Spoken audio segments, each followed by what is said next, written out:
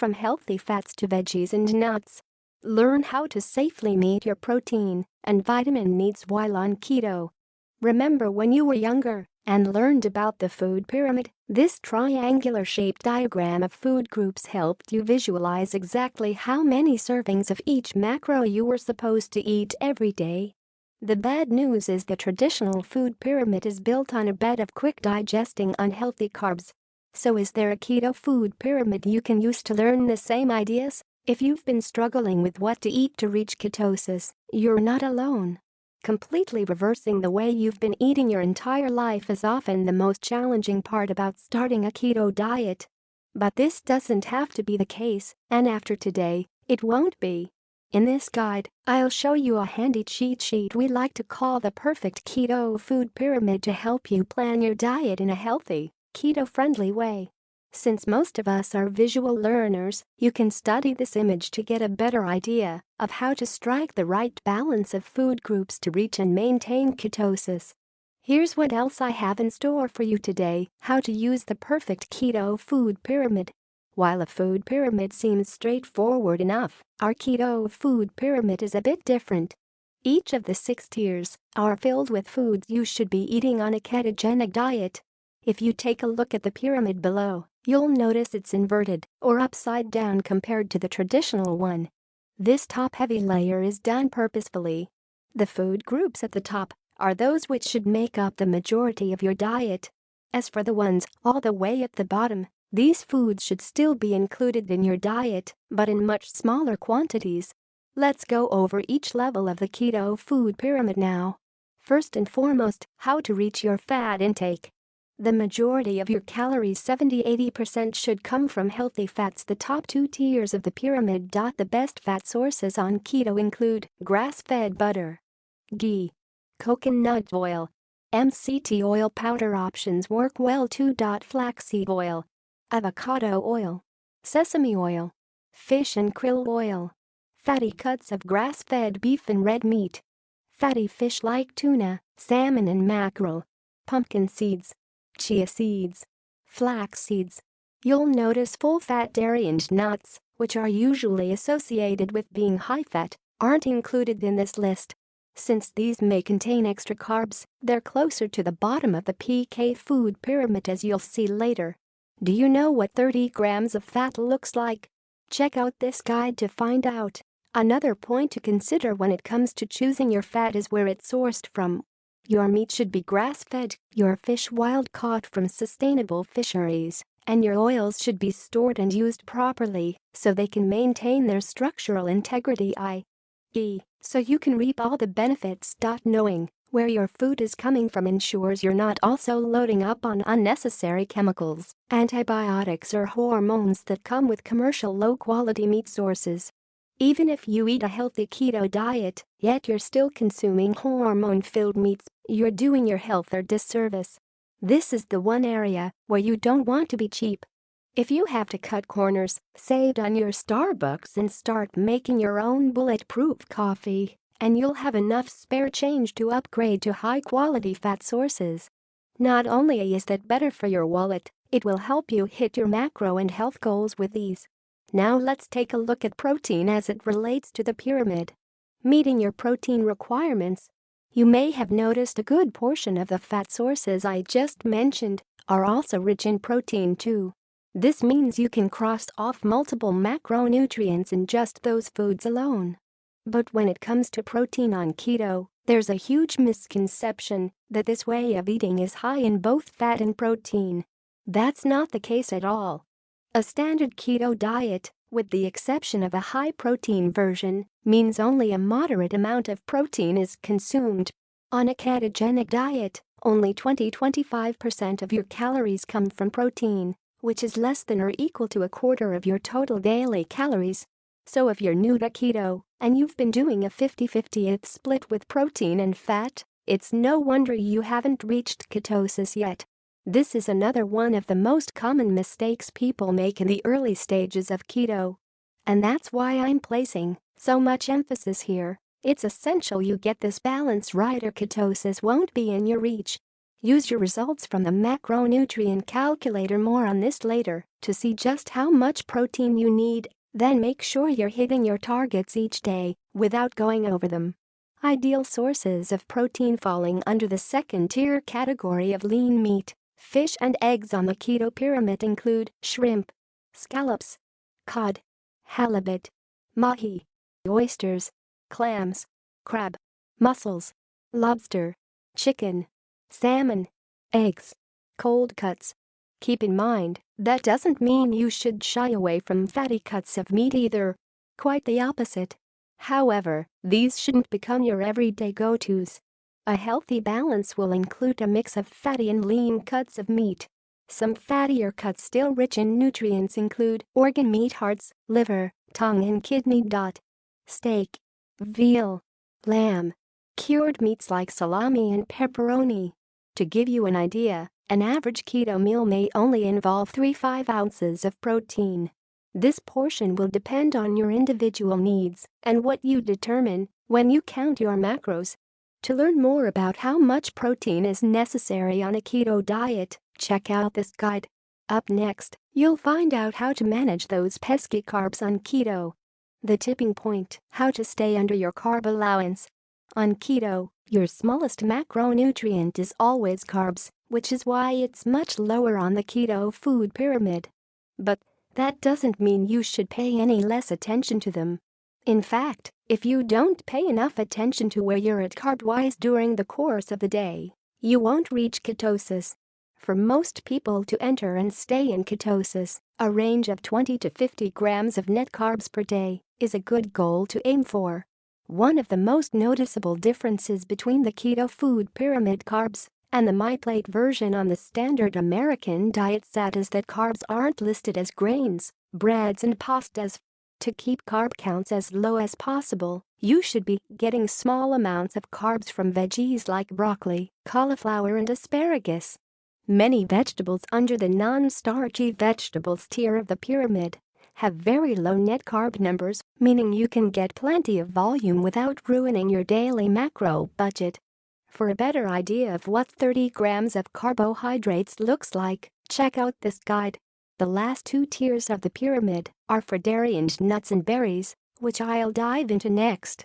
What about dairy on keto? If you're someone who likes cheese, the good news is that you can enjoy it on keto, as long as you choose the right kinds and you practice portion control.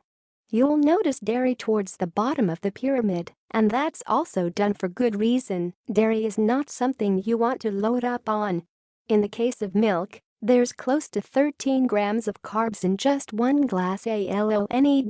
But consuming dairy can help you reach your fat and protein goals for the day, so it's not necessarily bad when eaten in moderation. With that said, if you are going to enjoy dairy on a keto diet, reach for these sources: grass-fed butter, ghee, heavy whipping cream, fermented yogurts, Greek yogurt, and kefir, sour cream, full-fat. Hard cheeses, Parmesan, Gouda, blue cheese.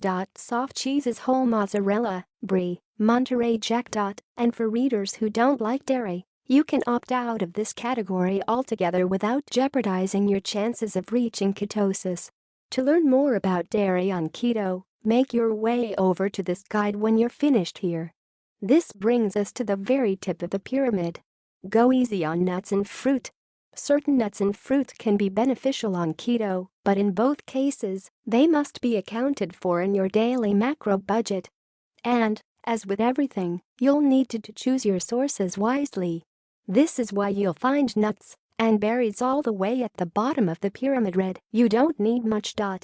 Yes, most nuts are rich in fat and/or protein, but many also deliver a side of carbs.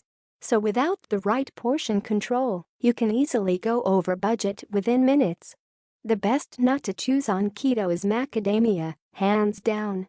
Not only are they 75% fat, a whopping 21.2 grams of fat per serving, they're also an ideal low-carb snack, since they only set you back 2 grams of carbs.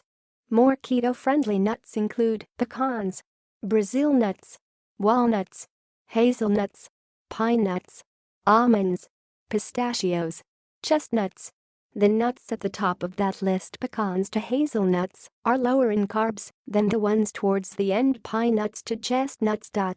Nut butters are also a convenient option for busy people, but heed caution.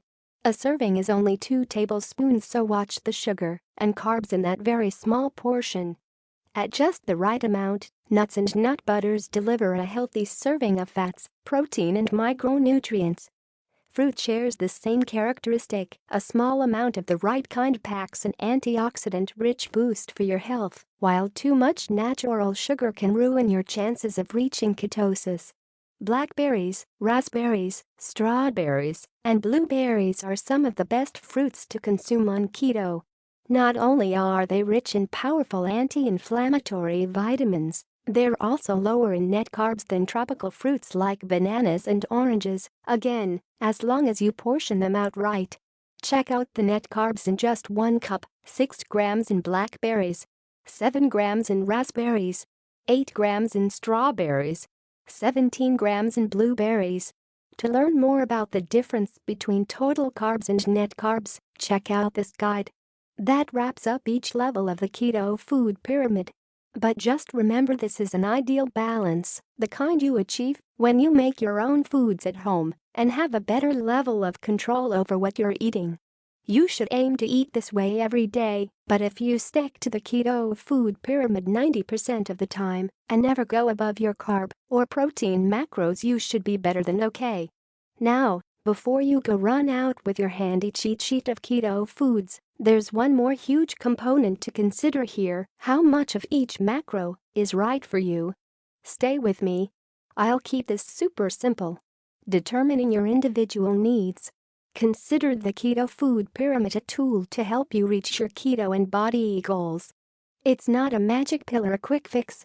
For it to work properly, you need to tailor your diet to your specific lifestyle and the goals you're trying to achieve.